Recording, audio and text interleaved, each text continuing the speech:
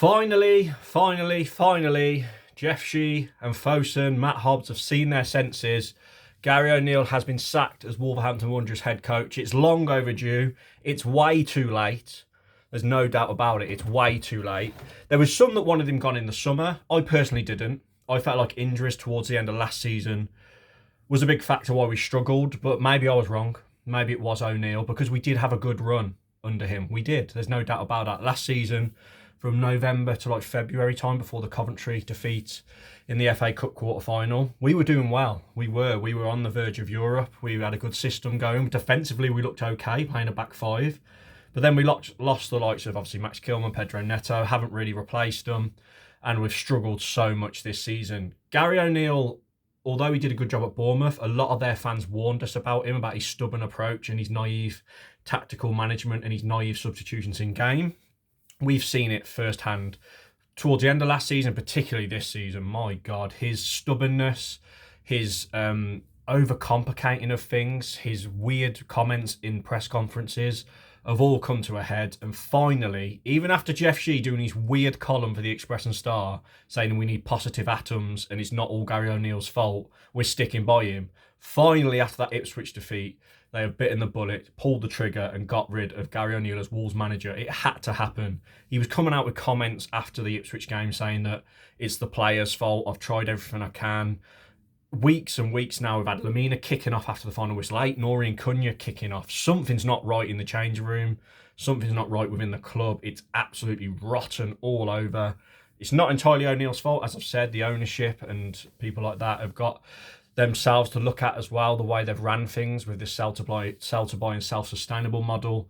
And we should have, after Brentford was the one for me. Some people say Aston Villa as well, and we lost 3-1 to Villa, but Brentford, the 5-3 defeat, should have been when he left. But they wanted to save face. They gave him a new 4-year deal.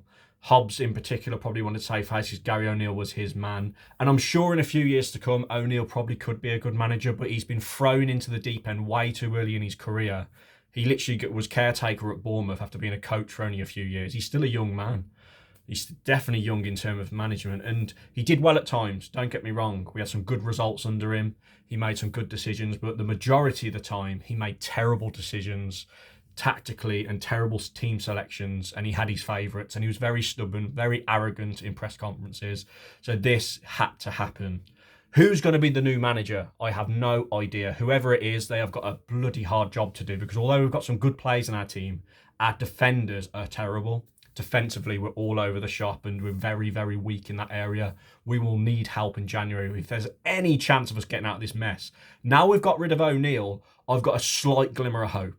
Only if Jeff Shee and Fosun back the new man in the window, like they did when we got Lopetegui in a few years ago and he got us up. We've got Cunha, man. We've got, like, I know Nouri's had a really bad time lately and he lost his head after the game, but he is good on his day, but he's just lost his way lately. Lamina's lost his way. Obviously, we've switched captains. Semedo struggled at right centre-half. That's another weird thing. O'Neill playing him at right centre-half. There's another example of weird decisions from Gary O'Neill, but I want just a solid manager who can get us out of it. I'd love David Moyes. I think he'd be the perfect person now to get us out of it. Sam Allardyce and people like that, and Tony Pulis, I've heard. That's a bit too far for me. Like, come on, man. I don't want that. They can't be all technical and try and get like a project manager in. We need to survive. It's not about the future now. It's about now. Get players in for now in January. Get a manager in that will keep us up, hopefully, that can sort our defence out. Because if we sort our defence out, we've got the goals going forward. We need someone who can sort out defenders on set pieces. We've tried zonal marking all year. It hasn't worked. We even sacked a set piece coach because they tried to blame him.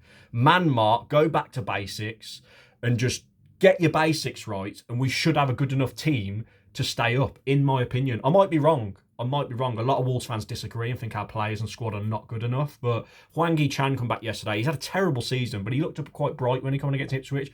Guedes looks like he can do something. I really like Strand Larsen. If Cunha can get his head back in the game, because his head was all over the place yesterday, and it has been for the last few games since all the hype from other Premier League clubs over the interest of him has come in. We can do it. I think we can. We've got to try and stay positive now, and we've got to hope the mess that is Jeff Shee and Matt Hobbs and that get this decision right, because the next decision we make in terms of management will make or break whether we stay in the Premier League this season.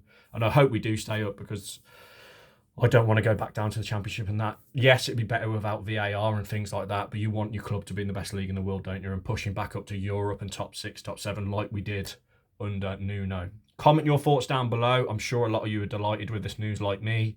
Please like and subscribe. Really appreciate the support on the channel. It's been popping off lately. That's probably because Wolves are doing bad, but still, I do appreciate it. Thank you for watching, and I'll catch you after the next game, which is Leicester, which is another huge one and one we have to win. Thank you, everybody.